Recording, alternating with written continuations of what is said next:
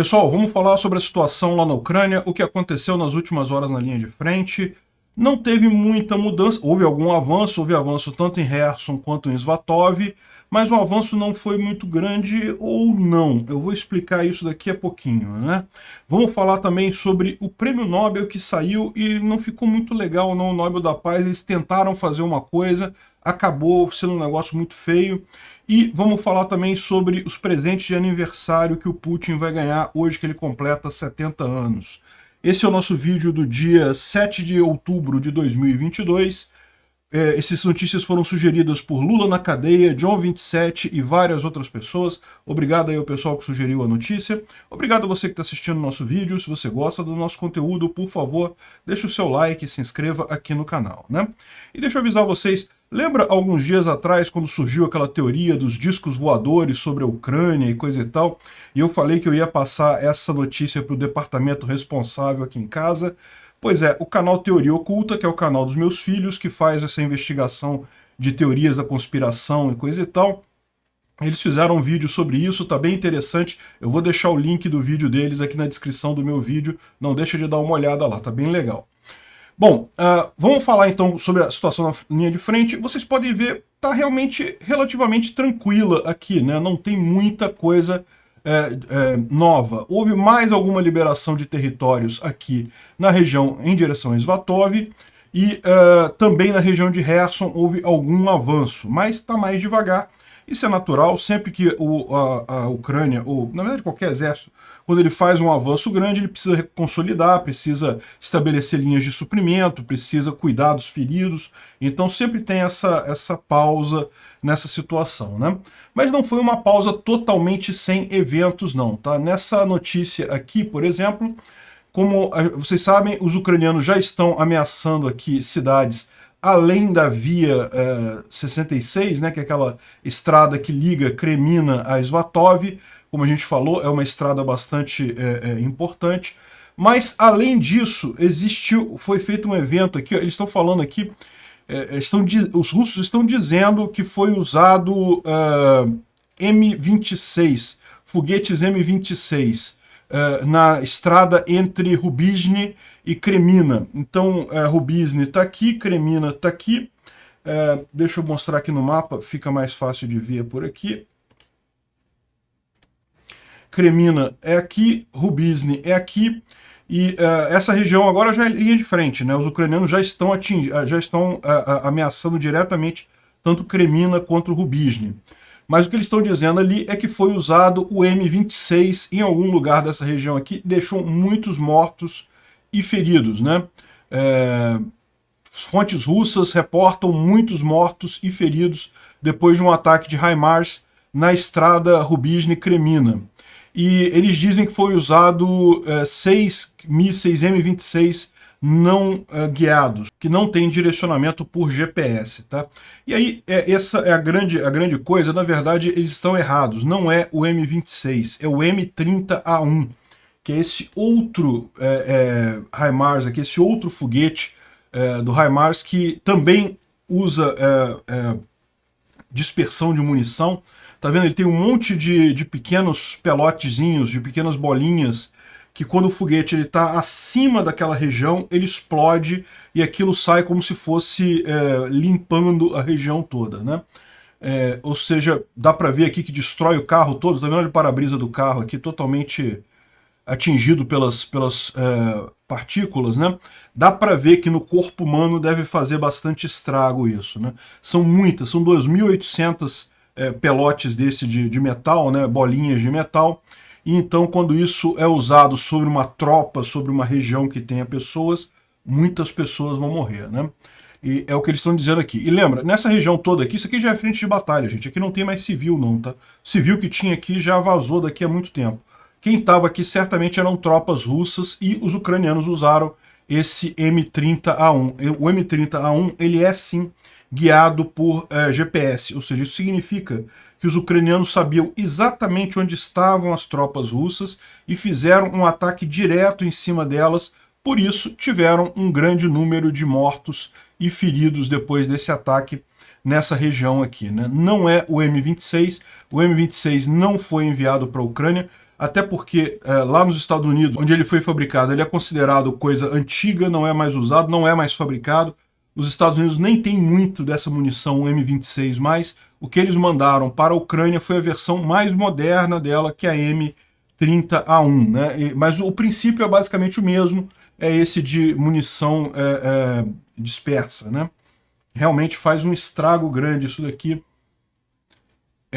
Isso aqui foi o para-brisa do carro, claramente um para-brisa blindado. Imagina no corpo humano, isso daqui realmente não deve ser fácil. Agora, é só para o caso de você estar atirando em tropas. Por quê? O pessoal que está dentro de blindados ou tanques, isso daí não faria diferença, né? O Dmitry traz aqui uma mensagem de um Telegram russo dizendo que a situação incrimina, parece que as lições em Lima foram aprendidas. Os russos estão estabelecendo posições defensivas, estão cavando para manter a cidade, coisa e tal, né? A estrada para Svatov é nossa, mas os grupos estão fazendo atividades lá, os grupos do exército ucraniano estão fazendo atividades lá, o tráfego civil está fechado, né? E eles estão querendo segurar a cidade, ou seja, a gente sabe que não, que na verdade já tem exército ucraniano ao longo de toda a estrada P-66 aqui, e também a gente sabe que, ok, eles podem ter começado a cavar e coisa e tal, mas isso aqui parece muito mais uma mensagem de encorajamento. Não podemos ceder, Kremina, temos que segurar e coisa e tal. A questão é lógico que em Lima eles também queriam segurar, eles também fizeram todo o possível para manter a cidade, né? Só que simplesmente não conseguiram, porque não houve tempo de preparar as defesas. Eu não acredito que Kremina tenha tido tempo também de preparar defesas. Lima foi conquistada outro dia mesmo, os russos fugiram de lá para Kremina, certamente não deu tempo de preparar essa defesa toda, né? Vamos ver nos próximos dias. Como eu falei, no momento deu uma diminuída no ritmo aqui, isso é esperado, é normal que as tropas, depois de um tempo, tenham, como eu falei, que preparar linhas de suprimento, esse tipo de coisa, consolidar, trazer reservas e tal, mas muito em breve isso deve retomar, né? E aqui um outro post no Telegram que o Igor Girkin está aqui. Esse Igor Girkin aqui não é o mesmo Strelkov, tá? Esse cara aqui ele só tem o mesmo nome. Mas ele falando aqui que a falta de novidades no front é estranhamente positiva, né? O cara tá feliz que não tem novidades no front, porque sempre que tem novidade no front é o ucraniano avançando, os russos perdendo, né? O cara aqui é russo. E os 3 MSD estão segurando a tradução de matchmaking, ele avisa aqui que é errado, na verdade é Svatov, né?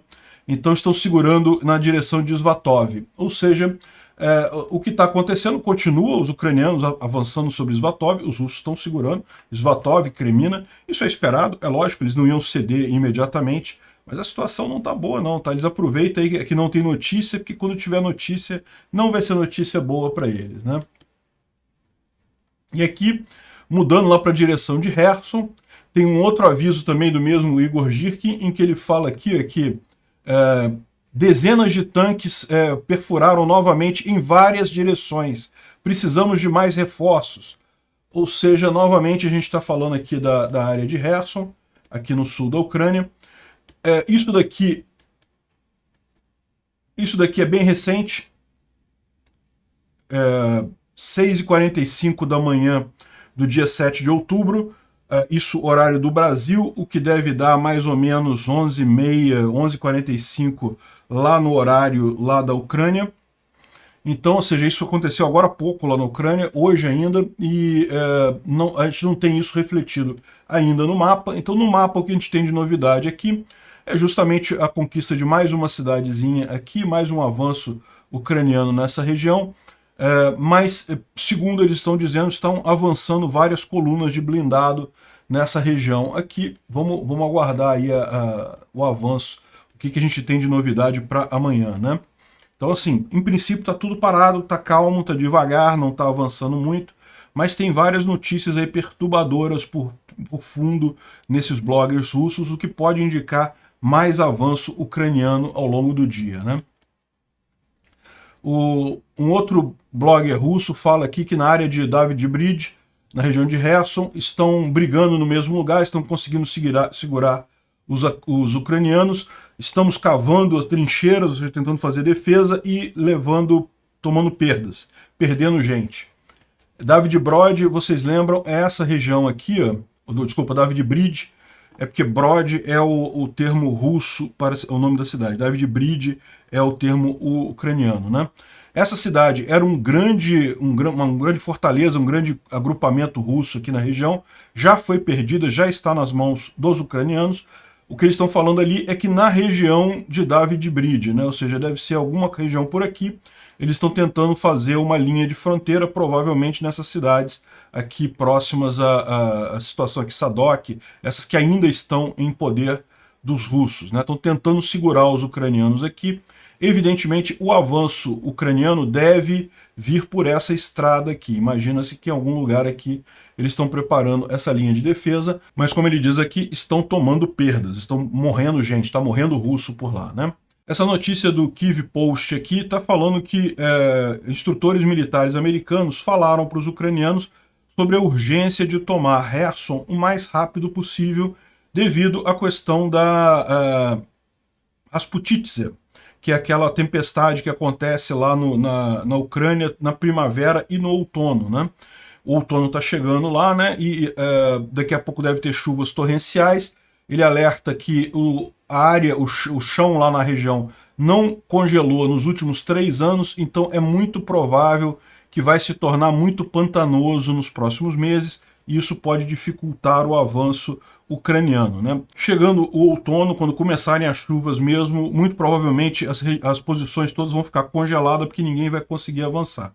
No inverno, pode ser que seja possível novamente avançar, porque tipicamente o chão volta a ficar duro, já não chove tanto, o chão fica um pouco mais duro, talvez não chegue a congelar, como eles estão falando, mas o chão deve ficar um pouco mais duro, já dá para avançar alguma coisa, né?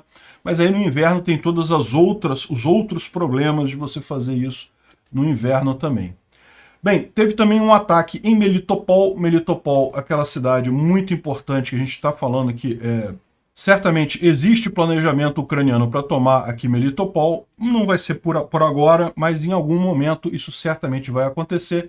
E essa atividade de ficar destruindo grupamentos russos, depósitos de munição, locais de concentração de tropas russas, isso foi da mesma forma que foi feito em Kherson, eles estão também fazendo em Melitopol, né? É lógico, em Melitopol não tem como cortar o suporte a essa cidade, eles vão continuar recebendo recursos de outros lugares, ao contrário de Kherson. Kherson eles conseguiram fechar aqui o rio, o pessoal que está aqui não consegue receber mais recursos. Melitopol vai ser um pouco mais difícil, mas vão fazer alguma coisa em algum momento, né? Já se percebe o planejamento disso daí, né? Bom, houve o possível uso de cloropicrin, que é uma arma química contra soldados ucranianos na região de Kherson. Esse vídeo aqui é um vídeo bastante preocupante, mostra vários soldados nessa situação, com o olho sangrando e coisa e tal. Não se sabe exatamente que tipo de efeito isso aí é permanente ou não. Existem sim armas químicas que cegam, que deixam a pessoa totalmente cega. Se os russos estão usando isso, é uma violação, é mais um crime de guerra, mas a gente sabe que os russos não se importam muito nesse tipo de coisa, né? Eu não vou tocar o vídeo aqui, porque o vídeo realmente é muito pior do que isso, tá? Isso aqui é, digamos, a parte só para mostrar o tipo de dano que está sendo causado, né? E isso daqui foi um comboio de civis que estava passando na região de Kherson essa manhã, e os próprios russos atiraram no comboio, talvez para impedir que o comboio saísse da cidade, estavam tentando fugir da região de Kherson.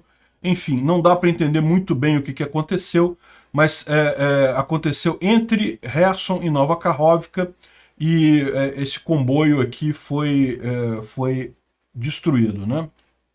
Esse aqui é um vídeo que está circulando aí sobre um ataque, uma briga entre russos e ucranianos em algum lugar ali em Kherson. E é interessante o que acontece aqui.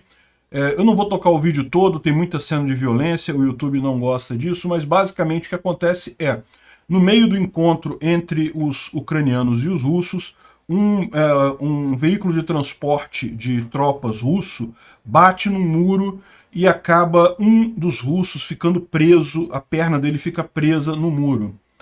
Aqui está o russo aqui no chão e o muro desabou em cima da tropa, a perna dele, né? E enquanto isso, os outros colegas deles, os russos, continuam atirando, porque os ucranianos estão já nessa região em que está o transporte, né, o BMP, né? E aí, ou seja, o soldado ucraniano que chega lá no russo fala, não, você tá preso, aí eu vou cortar sua perna para tirar você daí. Não tem outra alternativa. Aí o cara, ele pede para os amigos dele darem cobertura, né, porque os russos continuam atirando onde eles estão ali, né? E o russo fala, né, por favor, acabe comigo. Aí o ucraniano, não vou matar você não. Não somos como vocês, seus... Aí xinga o cara, né? Ou seja, o russo falou, achou que o cara ia matar ele, né? Afinal, ele estava ali preso, não tinha como sair dali. Os colegas dele continuavam atirando. Aí no final você vai ver que ele tira, o soldado ucraniano tira o próprio colete para proteger o russo dos tiros dos russos que estavam vindo ainda na direção ali, para depois cortar a perna dele e tirar ele dali, né? Então, essa é curiosa, né? Nós não somos como vocês. E aí fica falando com um cara que ele era, o russo era de Kostroma, uma cidade na Rússia, coisa e tal, e é um médico de batalha. Enfim, é bem interessante esse vídeo aqui, né? O Instituto para Estudo da Guerra fala sobre os drones iranianos que não estão conseguindo gerar os efeitos assimétricos que os russos esperavam, né? Os russos esperavam mesmo que os drones iranianos fossem um game changer, fosse algo que realmente ajudasse de forma desproporcional à Rússia.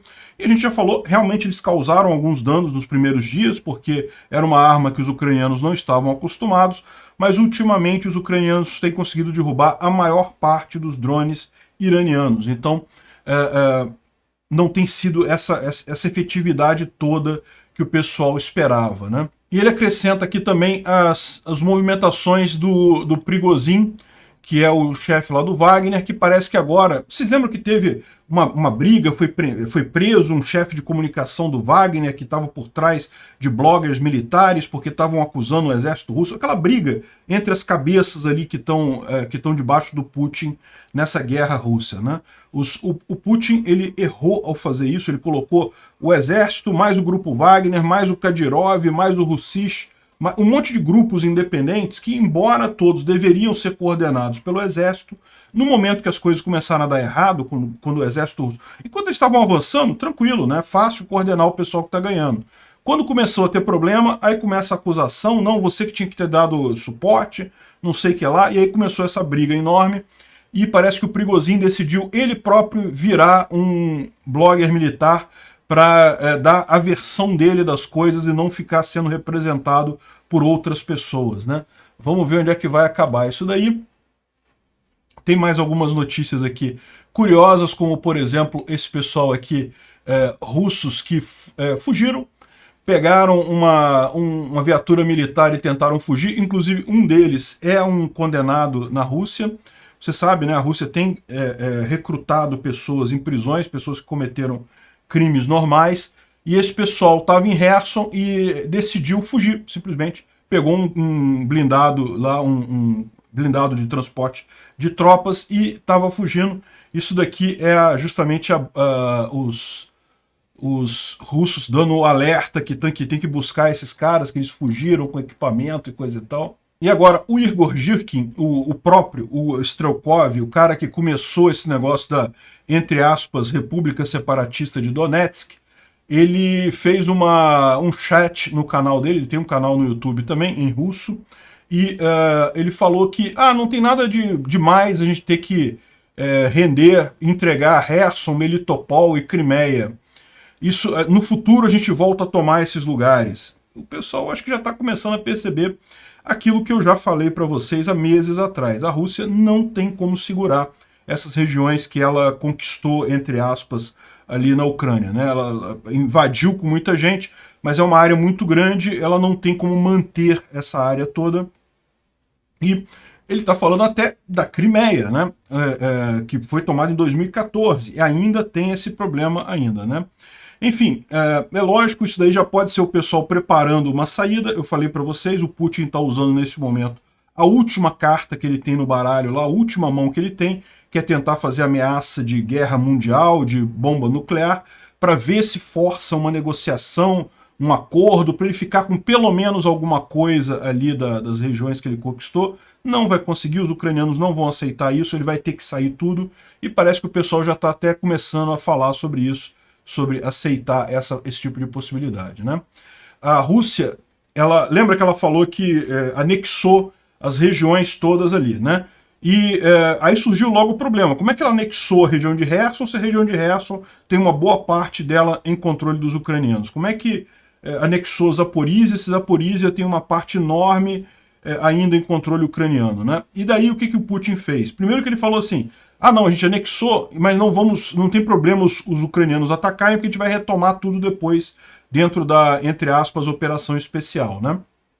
Aí, agora ele resolveu fazer uma outra estratégia também, dizer que as fronteiras dessas regiões ainda vão ser definidas. Então, exatamente, veja, o Oblast de Kherson é essa linhazinha aqui, ó, que passa nessa região aqui, e vem até aqui em cima, aqui toda essa área azul aqui é Kherson ainda tinha um pedaço aqui que nunca chegou a ser invadido pela Rússia, esse pedacinho aqui. Então, isso tudo era o Oblast de Kherson. Aí o que o Putin está dizendo? Ah não, a gente anexou Kherson, mas as fronteiras do que a gente anexou, a gente ainda vai discutir ainda, né? A mesma coisa Zaporizhia. Zaporizhia, a linha vem aqui, ó, sobe até aqui em cima, aí passa aqui pelo norte e vem até aqui, enfim, essa parte toda aqui nunca foi conquistada pela Rússia, né? Então agora eles vão, de novo, o Putin disse que vai decidir ainda quais serão essas fronteiras, ou seja, ele deixou aberto isso daí. De novo, sinal de desespero do cara que precisa negociar, ele sabe que ele não tem outra saída, o exército russo está colapsando, e mesmo quando chegarem os recrutas novos, isso não vai ser suficiente para segurar esse domínio da Rússia na região, né? É lógico, a gente viu muitas tropas em situações extremamente precárias na Rússia, mas não se iludam, existem alguns dos recrutas novos que vão ter boas condições, nem todas as tropas estão naquelas condições que a gente viu, sem armas, sem nada, até sem uniforme, tem algumas sem uniforme. Alguma diferença vai fazer na linha de frente quando esse pessoal começar a chegar daqui a duas semanas, um mês, talvez, vai fazer alguma diferença, mas eu não acredito que faça diferença significativa, que vai realmente mudar o rumo da guerra. O Putin sabe disso. E daí a necessidade dele de fazer essas ameaças nucleares para tentar negociar e acabar com a coisa, né? E olha só, estão recrutando crime organizado na América Latina. Será que o pessoal do PCC tá pensando em ir para lá, o pessoal do Lula? Lula, vai para lá, cara, eu aconselho, dá uma boa grana. Estão dizendo aqui, ó, que os salários são altos lá para criminosos, para quem estiver disposto a lutar lá na Rússia. Eu apoio 100%, se o Lula quiser, até pago a passagem dele. Enfim, curioso é que o pessoal fala que, na verdade, eles estão oferecendo esse dinheiro para criminosos na América Latina e na Europa, mas a questão toda, a grande dúvida que fica é, será que eles vão ter dinheiro mesmo para pagar esse pessoal? E certamente, se pagarem, vão pagar em rublos. Você sabe, hoje em dia, rublo, embora seja uma moeda que, se você olhar o gráfico, até está valorizado, se você quiser trocar mesmo uma quantidade grande de rublo, você não consegue. O rublo é uma moeda que não tem mercado hoje em dia. Então, tá arriscado o pessoal ficar com um monte de papelzinho colorido na mão, sem poder fazer nada com aquilo. E, como eu falei para vocês, essas acusações de quem está errado, a busca de culpados entre o exército ali do Putin já está crescendo isso daí. Isso é um sinal de apodrecimento dessa máquina burocrática russa, né? A Câmara dos Deputados russa, a Duma, está discutindo a possibilidade de mudar o Gerasimov, que é o chefe do exército, chefe do Estado-Maior das Forças Armadas russas lá, né? O Shoigu é o ministro da Defesa, o Gerasimov é o chefe do Estado-Maior das Forças Armadas, e aparentemente estão querendo culpar ele por esses problemas todos na guerra, né? Na verdade, a gente sabe que o grande culpado é o Putin, né? Ele que resolveu ir nesse negócio de forma totalmente sem sentido, sem nenhuma lógica. Mas não é só isso não, olha só, alguns soldados russos estão pedindo que o Shoigu se mate, né? Literalmente é o que está dizendo aqui, né? E para os demais líderes militares para serem mortos, ou seja, a revolta está muito grande e estão acusando o topo. Só que eles param no Gerasimov e no Shoigu, ninguém tem coragem de botar a culpa em quem realmente é o culpado, que é o Putin, né? E, segundo a inteligência americana, o Putin também já está sendo confrontado lá dentro. Não tão publicamente, lógico, como a gente viu. Publicamente estão confrontando o Gerasimov, estão confrontando o Shoigu, mas no final das contas, meu amigo, pode ter certeza, faz todo sentido essa descoberta da inteligência americana, que o próprio Putin está sendo confrontado lá internamente. Não publicamente, né, lógico, mas internamente, né? E esses são os presentes de aniversário do Putin, né? O Putin hoje está fazendo 70 anos. Eu desejo a ele 0 anos de vida além daqui. E o problema tende a piorar. A mobilização não está funcionando. Quando esses recrutas forem para a frente de batalha, e isso também se mostrar um fiasco, isso também mostrar que não conseguem avançar por lá, vai ficar claro para todo mundo o quão errado foi o Putin entrar nessa guerra. Não vai ter como escapar dele cair do poder. E a questão das armas nucleares, eu já falei para vocês, eu acho muito pouco provável. Pode acontecer? Pode acontecer sim. Acho pouco provável ele usar, e se ele usar vai ser ainda pior, porque aí você não vai ter como escapar do Ocidente entrar nessa guerra e resolver punir a Rússia de forma exemplar, mesmo que não seja com o uso de armas nucleares. Um outro problema que eu mencionei com relação ao Grupo Wagner não está acontecendo só com o Grupo Wagner, não. Está acontecendo com o pagamento dos voluntários da Ucrânia. A Rússia está mudando os termos. Você lembra, há pouco tempo atrás a Rússia não fez mobilização, ela só contava com voluntários que iam lutar por livre e espontânea vontade, assinavam um contrato dizendo que se ficassem 6 meses na guerra e voltassem, recebiam tantos rublos, se morressem a família receberia tantos rublos, enfim, um monte de condições ali, né? E eram condições muito boas ali para o pessoal ali na Rússia, né? Muita gente foi lutar pelo dinheiro mesmo, porque né, era coisa de tipo 10 mil reais por mês ou coisa assim. Era uma boa grana para a pessoa lutar. Tipicamente, soldado não tem grande especialização, não tem grande capacidade, muito estudo, muito investimento em estudo. Então, assim, era um salário excelente para quem não tem nenhuma qualificação. Então, o que está acontecendo agora é que a Rússia não tem mais condições de bancar esse monte de gente, ela está mudando os termos desses pagamentos. Então olha que roubada, né? O pessoal assinou um contrato, aí agora o Putin fala, não, esse contrato não é mais bem assim. Isso em cima daquele negócio que a gente já falou, que vários soldados morreram na Rússia, na guerra, e o exército russo não dá eles como mortos, dá eles como desaparecidos, porque aí não tem que pagar para a família o combinado pela morte do soldado.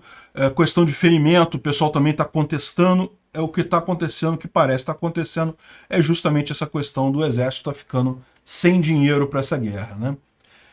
Isso daqui é só uma coisa curiosa, um comercial que os russos estão botando na televisão de lá, para tentar conter a onda de pessoas saindo da Rússia, né? Muita gente está saindo da Rússia, não apenas os jovens que querem fugir da mobilização, mas na verdade qualquer pessoa que tenha condições de sair da Rússia está vendo que é o horário, porque acho que já está claro para todo mundo que vai dar merda. Se vai ser merda nuclear ou se vai ser merda convencional, a gente não sabe. Mas que vai dar merda, vai dar merda. E lá na Rússia, certamente a Rússia vai ser o grande sofredor desse tipo de coisa, porque é o país culpado dessa coisa toda, né? Podem falar o que quiser. Ah, não, mas essa guerra beneficiou os Estados Unidos, beneficiou a OTAN. Eu concordo. Se Putin não tivesse iniciado a guerra, não teria beneficiado ninguém. O culpado é o Putin, é quem tomou a ação de invadir a Ucrânia. Então, muita gente fugindo de lá. E como eu mencionei para vocês, isso vai ser uma tragédia para a Rússia ao longo prazo, porque as pessoas que saem nesse tipo de situação são as pessoas que têm as maiores capacidades, né? Por exemplo, programadores, o pessoal de TI, que é muito requisitado no mundo todo, está saindo com muita facilidade de lá, porque consegue emprego em outro lugar, consegue auxílio, então o pessoal sai de lá com muita facilidade. O que fica é o pessoal que não tem qualificação, que não tem capacidade, Então, para reconstruir a economia depois, vai ser muito mais complicado, vai demorar muito mais tempo, né? E aí, o anúncio fala sobre o pessoal saindo aqui, coisa e tal. Em tese, isso aqui são russos fugindo para os Estados Unidos e coisa e tal, a família. E aí eles começam a falar das vantagens da família, e aí começa a criticar os horrores da vida nos Estados Unidos, né? Olha, casamentos do mesmo sexo, comida vegetariana, e usar o mesmo banheiro que pessoas negras, caramba. Realmente, eu vou te falar, não, o bom é a Rússia, né? Que você falar uma opinião contra a guerra, você fica 15 anos na cadeia, o protesto é atingido com um bastão ali na praça, não pode ninguém falar contra o Putin, coisa e tal. O risco é isso, né? Nossa, casamento do mesmo sexo, oh meu Deus, que tragédia. Amigo, se você não gosta de casamento do mesmo sexo, não case com uma pessoa do mesmo sexo que você. Deixa o pessoal cuidar da vida dele, cuide da sua, né? O pessoal, caramba, é impressionante isso, como é que pode esse tipo de pensamento? Eu não vou nem comentar esse negócio aqui do banheiro, porque putz grila, né? É realmente... Bom, vamos falar sobre duas notícias que estão circulando com muita força aí, e uma eu vou desmentir, a outra não. Essa daqui eu não vou desmentir. Os Estados Unidos acreditam que a Ucrânia ordenou o ataque que matou Daria Dugina em Moscou. Olha só, quando aconteceu esse ataque, eu falei, olha só, eu não acredito que seja o pessoal da Ucrânia, porque me parece um alvo que não teria interesse nenhum para a Ucrânia, e uma coisa muito elaborada e coisa e tal, muito complexo de fazer, mas se foi, parabéns para a Ucrânia, né? Conseguiu mostrar que consegue atingir alguém dentro da Rússia e deixou bem claro isso daí, né? Assim, acho que, a minha visão era, não achava que teria sido a Ucrânia. Muito mais fácil o pessoal do FSB fazer isso do que outra pessoa fazer. Os Estados Unidos estão dizendo que agora que eles acreditam que a Ucrânia ordenou o ataque que matou Maria Dugina em Moscou. Então, não sei exatamente quem dentro do governo americano está fazendo isso, qual foi a parte do governo ucraniano, se teve... Porque, olha só, tem isso também, né? Esses órgãos de inteligência, muitas vezes têm partes que não se falam diretamente, que não estão sob ordens diretas ali do governo ucraniano. Então pode ser que tenha sido exatamente isso, algum grupo que resolveu fazer isso de forma independente, né? Bom, eu não sei se é verdade ou não. O que eu digo, e repito, e já falei isso várias vezes, se foi a Ucrânia que fez, parabéns para eles, conseguiram mostrar uma capacidade muito superior ao pessoal do FSB da Rússia, né? O serviço secreto ucraniano, então, conseguiu fazer algo muito melhor do que o serviço secreto russo. O pessoal lá deve estar preocupado com esse tipo de coisa, né? Justificativa para matar ela? Lógico que tem um monte. Ela era lá a filha do Dugin. Mas ela mesma, independente de ser filha do Dugin, ela era uma propagandista russa. Ela foi à televisão ucraniana poucos dias antes falando que tinha que matar todos os ucranianos e coisa e tal. Vocês sabem a minha opinião, eu acho que você não pode responder palavras com agressões, mas a verdade é, a agressão nesse caso já começou antes. A agressão inicial foi a agressão da Rússia. No momento que a Rússia agrediu, isso aqui tudo já está no pacote da agressão russa, inclusive as palavras da Dugina. Perfeitamente válido o alvo que foi feito pelos ucranianos. A outra coisa que falaram aqui, essa eu vou desmentir, é que o Zelensky disse para a OTAN para lançar um ataque nuclear na Rússia para impedir que a Rússia use armas nucleares. Ou seja, o que eles disseram o Zelensky havia falado num discurso, ele de fato falou que requeria medidas preventivas dos Estados Unidos para evitar o uso de armas atômicas da Rússia. E os russos começaram a propagandear isso como dizendo que o Zelensky queria um ataque nuclear da OTAN na Rússia para evitar um ataque nuclear russo, antes do ataque nuclear russo, né? E na verdade não foi isso. O Zelensky esclareceu, inclusive, que o que ele falou ele quer medidas anteriores a isso, ou seja, proteção dos ucranianos, mais armas para os ucranianos, mais sanções para a Rússia, esse tipo de medida para evitar que a Rússia use armas atômicas, né?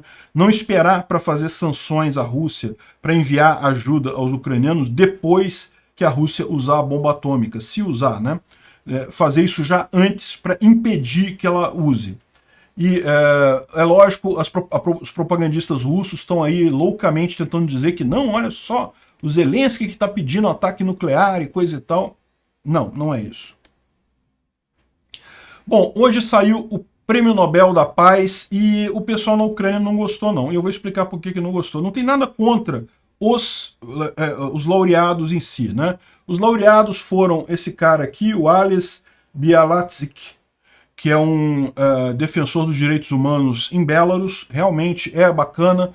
A Svetlana, que é a presidente de Belarus no exílio, né, ela concorreu com Lukashenko, perdeu em eleições fraudadas e coisa e tal, e hoje está no exílio. Ela falou que não, realmente ele é um defensor da paz, lutou muito pela paz. Ele é uma pessoa que merece, de fato, um prêmio Nobel da Paz. Ele está preso, incomunicável, provavelmente nem está sabendo que ganhou o prêmio Nobel, mas nesse caso é algo interessante, né? A organização também, Centro para Liberdades Civis da Ucrânia, também é uma organização que faz um monte de coisa. Tá aqui o pessoal que luta por essa organização, são pessoas que merecem mesmo o Prêmio Nobel da Paz. Mesmo o grupo russo, não há nada contra eles de fato são um grupo pacifista russo e coisa e tal. Qual que é o problema que o pessoal está vendo nisso daí? É justamente você dar um prêmio Nobel incluindo os 3 países que Putin quer ver como a grande Rússia. Ou seja, toda essa loucura do Putin é justamente porque ele tem esse plano expansionista de incorporar Belarus e a Ucrânia e criar a grande Rússia, que seria, né, o território desses 3 países. E, lógico, não pararia aí, né? Mais adiante ele tentaria certamente Finlândia, países bálticos, Polônia, Cazaquistão e mais não sei o que. Mas num primeiro momento, o grande plano do Putin é o que ele chama de grande Rússia, que é juntar a Rússia com a Ucrânia e Belarus. Belarus, como o Lukashenko é amigo dele, em tese ele espera chegar numa solução negociada. A Ucrânia, ele está invadindo. Então, ou seja, o fato do Prêmio Nobel ter juntado 3 países, assim, como se fosse a mesma coisa, isso é que desagradou muito os ucranianos e me desagradou também. Nada contra os laureados em si. Os laureados são realmente organizações que lutam pela paz e coisa e tal, merecem. Agora, botar os 3 juntos de forma ostensiva, assim, tipo, olha só, o Putin tem razão, é tudo a mesma coisa, é tudo russo buscando a paz. Não, não é, a situação não é a mesma. Não há um equilíbrio, não tem que ter divisão e coisa e tal, vamos respeitar os russos. Não, não existe isso. Os russos invadiram, eles têm que ser punidos, têm que ser expulsos, pagar indenização e ser punidos. Esse troço de tentar equivaler, colocar como se fosse a mesma coisa, não é a mesma coisa. Realmente, acho que a frase que descreve melhor é essa daqui que o pessoal colocou. O Prêmio Nobel da Paz de 1945 vai para a Alemanha, Áustria e Polônia. Né? 2 países que invadiram a Polônia, né? A Alemanha que invadiu a Polônia, a Áustria que era o amiguinho que ajudou na invasão, e a Polônia que sofreu a invasão toda. Pô, que história é essa? Fica muito estranho isso, né? A escolha desses 3 países dessa forma ficou algo realmente... Aí o pessoal já está brincando, falando, não, parece que foi o Elon Musk que ajudou a escolher o Nobel da Paz, aí realmente um absurdo isso. De novo, nada contra os laureados em si, os laureados merecem, coisa e tal. A forma de botar os 3 juntos no mesmo balaio é que ficou estranho. E uma outra informação, o Mikhailo Dobkin tirou essa foto aqui com o uniforme ucraniano. Para quem não sabe quem é esse cara, ele era um dos caras mais pró-Rússia que havia na Ucrânia antes, lá de 2014, do protesto da Praça Maidan. Ele lutou contra o protesto da Praça Maidan, ele causou a revolução da Praça Maidan e coisa e tal, e ele virou um meme lá na Ucrânia, né? É o meme do cara que é pró-Rússia, o cara que continua baixando a cabeça pro Putin, que é pró-Rússia.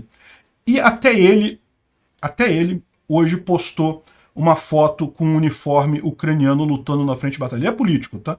Não sei se ele tá lutando na frente de batalha não, tá? Ele botou uma foto do uniforme, aí, uniforme limpinho e coisa e tal. Provavelmente foi só para tirar foto como político mesmo, mas não deixa de ser significativo. Até o cara mais pró-Rússia que havia na Ucrânia antes dessa confusão toda tá do lado da Ucrânia agora. Obrigado por assistir o vídeo até o final.